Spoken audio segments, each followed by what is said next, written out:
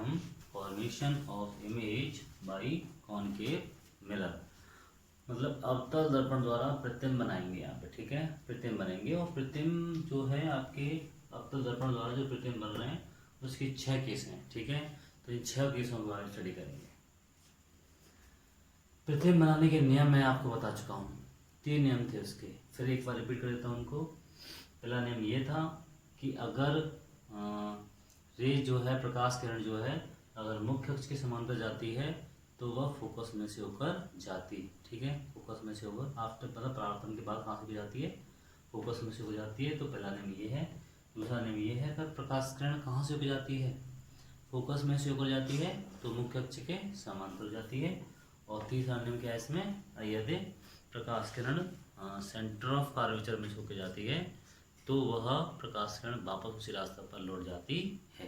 तो ये तीनों नियमों को मैं पढ़ा चुका हूँ आपको, और इन तीनों नियमों के अनुसार ही यहाँ पे क्या बनाई जाएंगी, प्रतिबिंब बनाए जाएंगे, ठीक है। किसके द्वारा, कॉनकेव मिरर के द्वारा, मतलब अवतल दर्पण के द्वारा, ठीक है। तो देखो पहला केस लेते हैं कि ऑब्जेक्ट एट इन्फाइनाइट, जो ऑब्जेक्ट है, जो वस्तु है, वो कहाँ पर रखी रहेगी आपकी, इन्फाइनाइट, फर्स्ट केस में। जैसे मैं ले रहा हूँ, पहला केस ले रहा हूँ कॉनकेव मिरर के लिए, ये आपको पता है P है, यहाँ पता है आपको क्या रहेगा F, और यहाँ पर रहेगा C, focus and centre of curvature, इस सब के बारे में आपको जानकारी है, ठीक है। तो इन्फाइनाइट का मतलब है इन्फाइनाइट पर कहीं ऑब्जेक्ट रखा हुआ है, काफ़ी दूर रखा हुआ है, ठीक है। अब देखो आगे, वैसे इन्फाइनाइट का मीनिंग आपको नहीं पता हुआ, इन्फाइनाइट आगे बताऊंगा मैं कभी। इन्फाइनाइट मीन्स कितनी डिस्टेंस दूर होता है, इन्फाइनाइट मीन्स ये नहीं होता कि बहुत दूर, ठीक है। देखो तो आगे, तो ऑब्जेक्ट कहाँ रखा है, इन्फाइनाइट पे रखा है। तो इन्फाइनाइट पे ऑब्जेक्ट रखा है तो ऑब्जेक्ट से रेज जाएंगी जो, वो क्या होनी चाहिए, रेज होंगी आपस में एक दूसरे के समांतर होंगी, ठीक है, एक दूसरे कैसे होंगी, समांतर। तो उसी को ध्यान रखना। तो रेज इन्फाइनाइट पे से जो आ रही है, मान लेते हैं रेज एक तो फोकस से होते आ रही है, ठीक है, और एक एक सेंटर ऑफ कर्वेचर से, मान लेते हैं सेंटर ऑफ कर्वेचर से। तो यह फोकस में से हो जाएगी तो परावर्तन के पश्चात वो कहाँ से होकर सीध कैसे हो जाएगी, वो मुख्य अक्ष के समांतर, मुख्य अक्ष के समांतर हो जाएगी। और दूसरी डालेंगे सेंटर ऑफ कर्वेचर से होते हुए सीधी ऐसे जाएगी और ऐसे वापस निकल जाएगी। इस तरीके से इमेज जो बनेगी इसकी यहाँ पे इस जगह पर बनेगी, ठीक है। इसको नाम देते हैं ए डैश और बी डैश। तो इस तरीके से अगर ऑब्जेक्ट इन्फाइनाइट पर रखा होता है तो उसकी इमेज कैसे बनती है, ध्यान देना चीज़ के लिए। इमेज जो बनती है वो उल्टी बनती है और वास्तविक बनती है। वास्तविक क्यों बन रही है, क्योंकि वास्तव में रेज परावर्तन के पश्चात वास्तव में मिल रही हैं, ठीक है, वास्तविक बन रही है, उल्टी बन रही है, और कैसे बन रही है, और वस्तु से छोटी, वस्तु से छोटी। अगर इसको आगे बढ़ाएं तो वस्तु तो यहाँ मान लो काफ़ी बड़ी होगी, इन्फाइनाइट रखी है तो वस्तु से छोटी इमेज बन रही है, वास्तविक बन रही है और उल्टी बन रही है, ठीक है, इस चीज़ का ध्यान रखेंगे। तो ये है हमारा पहला केस, ठीक है। सेकंड केस ले लेते हैं, ठीक है, सेकंड केस लेते हैं। तो सेकंड केस के लिए इसको मिटा देता हूँ मैं,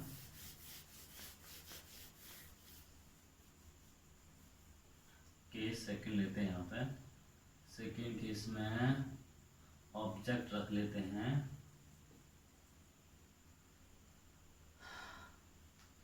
बिटवीन इन्फाइनाइट एंड सी। देख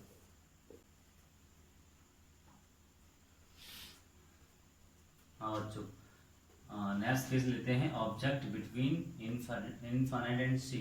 ऑब्जेक्ट कहाँ पर रखा हो, इन्फाइनाइट और सी के बीच में रखा हो, देन तब इमेज कहाँ बनेगी, इसको देखते हैं। सेकंड केस में यहाँ P, यहाँ F और यहाँ पे C, कहाँ पर लगा ऑब्जेक्ट को, यहाँ पे ऑब्जेक्ट रखते हैं, यहाँ पे A और B ऑब्जेक्ट है। तो फर्स्ट हमको 3 रूल पता है तो तीनों को इस्तेमाल करते हैं। एक डालते हैं first parallel to the principal axis, तो कहाँ से निकल जाएगी, फोकस से होके निकल जाएगी, ठीक है।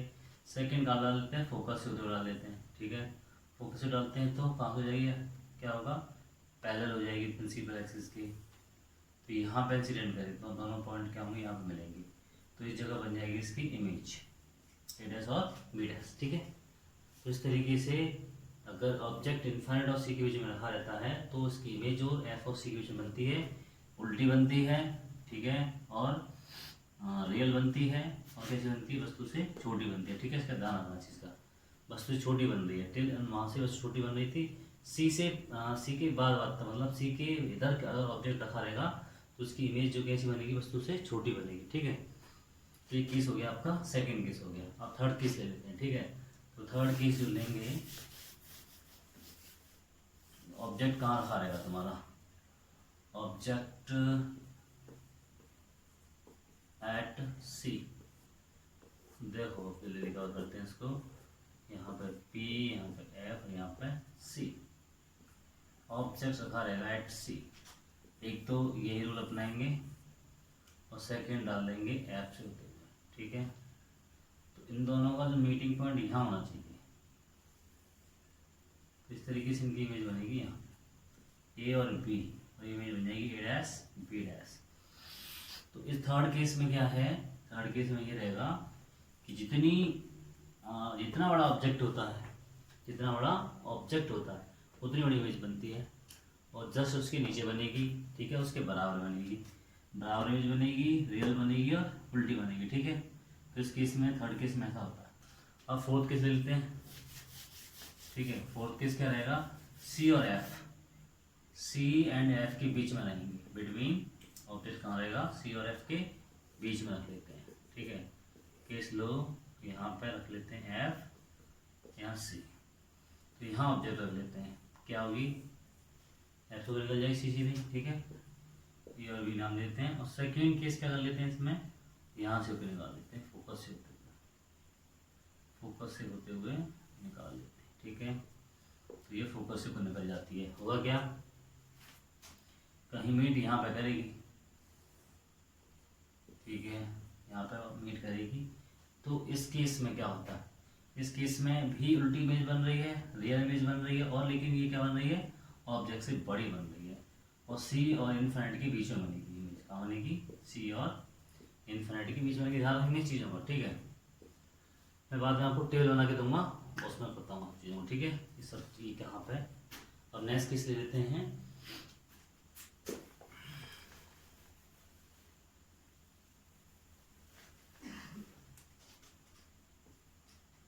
इमेज रखते हैं, कहाँ तक हो गई हमारी, एफ पे रख लेते हैं, ठीक है। ऑब्जेक्ट जो प्लेस करेंगे तुम्हारा एट एफ, फोकस पर, यहाँ पर पी, यहाँ पे एफ, यहाँ पे सी, ऐसे ऐसे यहाँ पर रखते हैं ऑब्जेक्ट को, ठीक है। तो रेज ऐसे जाएगी, फर्स्ट रूल। अब सेकेंड रूल देखो, तो सेकेंड रूल क्या होता है, सेकेंड रूल जो है, यहाँ से डाल देते हैं ऐसे करके रेस, ठीक है। ऑब्जेक्ट से जाती है रेस, तो सबको पता। लेकिन अब इस पे मिरर पे जो ये रेस इंसिडेंट हो रही है वो नॉर्मली इंसिडेंट हो रही है, 9 डिग्री पे होगी, क्योंकि इसको हम पीछे बढ़ा दें, डॉट करके ऐसे करें तो ये सी से होते हुए जा रही है, ठीक है।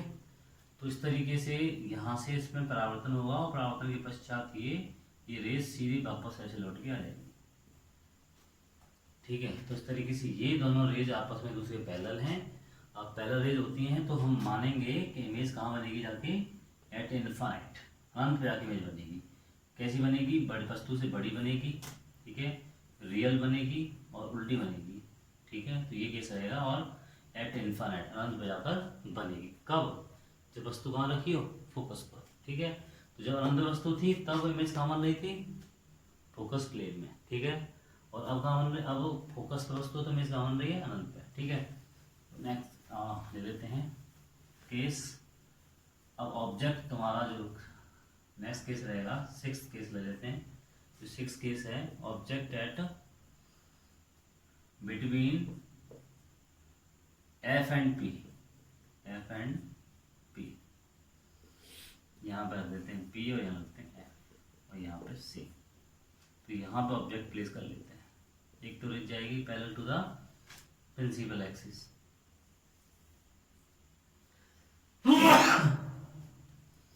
अब सेकेंड रेज को क्या कर लेते हैं, इस तरीके से आप गलत करते हैं, ऐसे यहाँ पे इस पे 90 डिग्री पे इंसिडेंट हो, ताकि ये जो है ऐसे चली जाए।